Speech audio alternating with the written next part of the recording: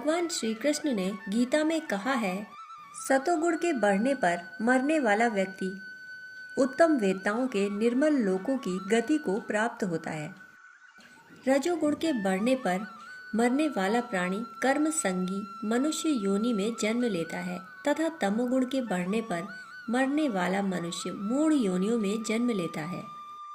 कर्म संगी अर्थात जिसे नवीन कर्म करने का अधिकार हो, यह अधिकार मात्र मनुष्य को प्राप्त होता है। जिसके मन में शरीर छूटते समय भी नए कर्म करने की योजना बन रही है, वो नई उलझनों नए कर्मों की ओर दौड़ रहा है। शरीर छूट जाने से उसकी यह दौड़ नहीं छूटती, अपितु वह फिर इसी दौड़ को मन में लिए पुनः जन्म लेता है। यदि ध्यान से देखें तो पाएंगे कि लोग इसी तरह की आसक्तियों के पीछे नेत्र बंद किए दौड़े चले जा रहे हैं। कोई धन के लिए दौड़ रहा है तो कोई पद के लिए। किसी को प्रतिष्ठा की चाह ने बावला बना दिया तो किसी का मन दूसरों पर शासन करने की आसक्ति में जुट गया। मजेदार बात यह है कि सभी आसक्तियों का अंत है। काल हरेक से उसका पद, प्रतिष्ठा, पैसा छीन ही लेता है। मृत्यु के दस्तक देते ही यह सब छूट जाता है। तब भी यह आतुरता, यह व्याकुलता, यह आसक्ति समाप्त नहीं होती कि हमें कुछ कर दिखाना है। सिकंदर, रावण, नेपोलियन, दुर्योधन सबके सिंहासन छूट जाते हैं। यह तड़प, यह उद्विग्नता तब भी पीछा नहीं छोड़ती और अगले जन्म से फिर उसी पागलपन की यात्रा आरंभ हो जाती है। पुराणों में एक कथा आती है कि भगवान शिव नंदी के साथ हिमालय में कैलाश पर्वत पर बैठे थे कि एक जोर का नाद सुनाई दिया। बड़ी भयंकर व डरा देने वाली ध्वनि हुई। नंदी ने भगवान शिव से प्रश्न किया, भगवान यह स्वर कैसा? भगवान शिव बोले, नंदी, रावण पैदा हुआ है, यह स्वर उसी के जन्म लेने का है। अभी उनका वाक्य समाप्त नहीं हो पाया था कि नंदी ने दोबारा वैसा ही नाद सुना। उनकी जिज्ञासा को भांपते हुए भगवान शिव बोले, रावण मारा गया नंदी। रावण का जन्म व मृत्यु भी जहाँ क्षणों से ज्यादा की घटना नहीं है, वहाँ हमारी आसक्तियों का क्या अस्तित्व हो सकता है? यह सत्य जानते हुए भी मनुष्य इन आसक्तियों की यात्रा पर निकल पड़ता है, जिसमें ये आसक्तियाँ प्रधान हैं। रजोगुण का बाहुल्य है और उस बाहुल्य में उसका शरीर छूट जाता है तो वह अगले जन्म में कर्मों की आसक्ति वाले मनुष्य के रूप में जन्म लेता है। श्री भगवान कहते हैं कि इसी प्रकार तमोगुण से भरा हुआ व्यक्ति मूढ़ योनियों को उपलब्ध होता है। मूढ़ योनियाँ वे योनियाँ हैं जहाँ बोध की संभावना नहीं। ऐसा पशु योनियों में भी संभव है और मनुष्य योनि में भी। जो पशु पक्षी बन गया वह भी भोगों को काटते हुए एक तरह की जड़ता व निष्क्रियता में जीवन को गुजारेगा। और जिसने मनुष्य जीवन को पा लिया परंतु यह योनि भी उसे तमोगुण के प्रभुत्व में मिली है, तो वह यहाँ मानसिक रूप से विक्षिप्त हो जाएगा। उस क्षमता को खोकर पैदा होगा जिसके माध्यम से बोध की, ज्ञान की यात्रा की जा सकती है। ऐसा तभी संभव है जब शरीर छोड़ते समय मनोभूमि में तमोगुण का आधिक्य रहा हो। इस सत्य को सिद्ध करती वाल्मीकि रामायण की एक कथा है। उसमें कथा आती है कि भगवान राम का शासन चल रहा था। सभी सुख से थे, नीति नियम मर्यादा का पालन करते हुए धर्मनिष्ठ तरीके से जीवन यापन करते थे। ऐसे में एक दिन एक कुत्ता मार्ग पर आ रहा था कि उसे एक व्यक्ति ने अकारण ही डंडे से मार दिया। वह कुत्ता भगवान राम के पास अपनी शिकायत लेकर पहुंचा। भगवान राम ने उसकी शिकायत की जांच करवाई तो वह सत्य निकली। उस व्यक्ति ने अकारण ही उस कुत्ते को यंत्रणा दी थी। भगवान राम तो अपनी न्यायप्रियता के कारण प्रसिद्ध थे। उन्होंने उस कुत्ते से कहा, तात, यह व्यक्ति तुम्हारा अपराधी है, तुम ही इसकी सजा नियत करो। कुत्ता बोला, प्रभु, यदि आप मेरी माने तो इस व्यक्ति को कलंजर मठ का महंत बना दे। सभा में सन्नाटा छा गया। सजा की जगह पुरस्कार की प्रार्थना। भगवान राम ने मुस्कुराकर कुत्ते से पूछा, तुमने यह कैसी सजा मांगी? यह तो इसके लिए पुरस्कार की व्यवस्था हो गई। कुत्ता बोला, भगवान, मैं पिछले जन्म में कलंजर मठ का महंत हुआ करता था। मैंने अपना संपूर्ण जीवन ईमानदारी से गुजारा। मठ के एक भी पैसे का उपयोग निज हित में नहीं किया। एक दिन मेरे घर में खाने के लिए घी नहीं था तो मेरे मन में लोभ आ गया। मैंने मंदिर से एक लोटा घी निकाल लिया। उस लोभ की सजा के फलस्वरूप मैं आज कुत्ता बनकर घूम रहा हूँ। फिर यह व्यक्ति तो स्वभाव से ही दुष्ट है, ना जाने किन योनियों में इसकी दुर्गति होगी। तमोगुण से आच्छादित व्यक्ति ऐसे ही मूढ़ योनियों को प्राप्त होते हैं, क्योंकि जिसका जीवन भर जैसा स्वभाव रहा है, मरते समय वह बदल नहीं जाता, बल्कि और तीव्र हो जाता है।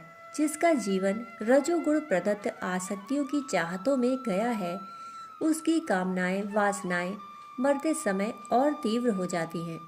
ठीक इसी प्रकार जिसका जीवन जड़ता अंधकार से घिरा है, वह मरते समय और गहरी बेहोशी में चला जाता है, क्योंकि जीवन भर जिसको निमंत्रण दिया है, मरते समय वही आता है।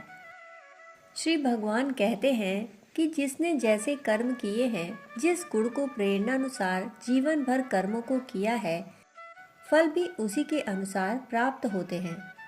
शास्त्रों में इस सत्य को सिद्ध करती एक कथा आती है। एक बार इंद्र ने एक सुवर्ण से बने प्रासाद का निर्माण किया। उसकी सुंदरता को देखकर वह आत्ममुग्ध हो गया। सोचने लगा कि मेरे इस महल से सुंदर तो पूरी सृष्टि में कुछ और ना होगा। कुछ ही समय पश्चात देवर्षि नारद वहां आ पहुंचे। उन्हें देख इंद्र ने उनसे पूछा, देवर्षि, आप तो संपूर्ण सृष्टि के प्रत्येक स्थान से परिचित हैं। क्या आपने कभी मेरे महल जैसा सुंदर महल देखा है? उनका प्रश्न सुन देवर्षि मुस्कुराए, क्योंकि उन्हें भान हो गया कि इंद्र को अहंकार हो गया है। मुस्कुराते हुए उन्होंने इंद्र से कहा, देवराज, मैं तो इस सृष्टि में कुछ करोड़ वर्षों से ही हूँ। आपके प्रश्न का सही उत्तर तो लोमश ऋषि ही दे सकेंगे, क्योंकि वे सृष्टि की उत्पत्ति के समय से ही उपस्थित हैं।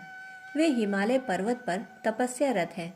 वहीं चलकर आपकी जिज्ञासा का समाधान कर लेते हैं। देवराज इंद्र देवर्षि नारद के साथ सहर्ष हिमालय जा पहुँचे। वहाँ लोमश ऋषि निर्वस्त्र अवस्था में तपस्यारत थे। देवर्षि नारद ने उन्हें प्रणाम कर उनके सम्मुख इंद्र की जिज्ञासा रखी। जिज्ञासा रखते हुए उन्होंने इंद्र का परिचय कराया और बोले, ऋषि श्रेष्ठ, ये देवराज इंद्र हैं, आपसे कुछ पूछना चाहते हैं। लोमश ऋषि ने प्रत्युत्तर में प्रश्न किया, देवर्षि, ये कौन से इंद्र हैं? आपको पता ही है कि भगवान शिव ने मुझे वरदान दिया था कि एक ब्रह्मा का जीवन पूर्ण होने पर मेरे शरीर से एक लोम यानी कि एक बाल गिर जाएगा।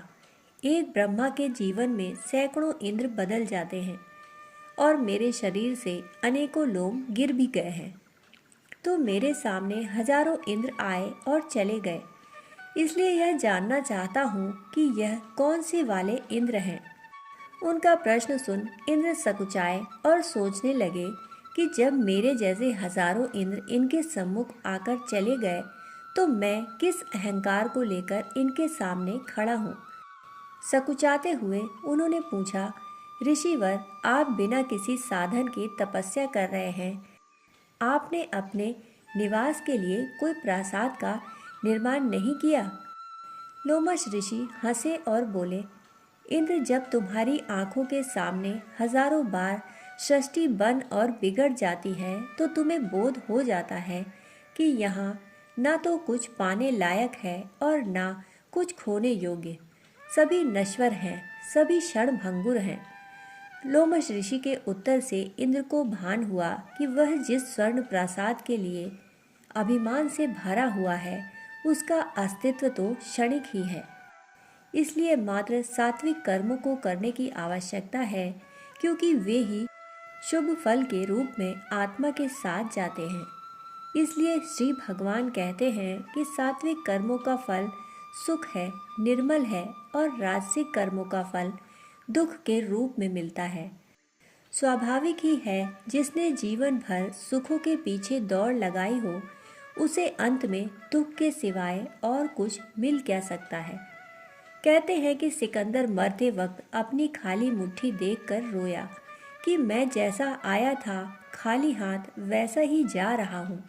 सुख के पीछे वह भागा, पर दुख को बटोर कर गया। हिटलर दुखी मरा, स्टालिन दुखी मरा, दुर्योधन दुखी मरा, क्योंकि इनकी आसक्ति सुखों को बटोरने में थी और इन सुखों की चाहत का कोई अंत नहीं। एक पूरी नहीं होती, चार नई चाहते मन में जन्म ले लेती हैं। इसलिए सुख के पीछे दौड़ने वाला अंत में दुखी ही मरता है।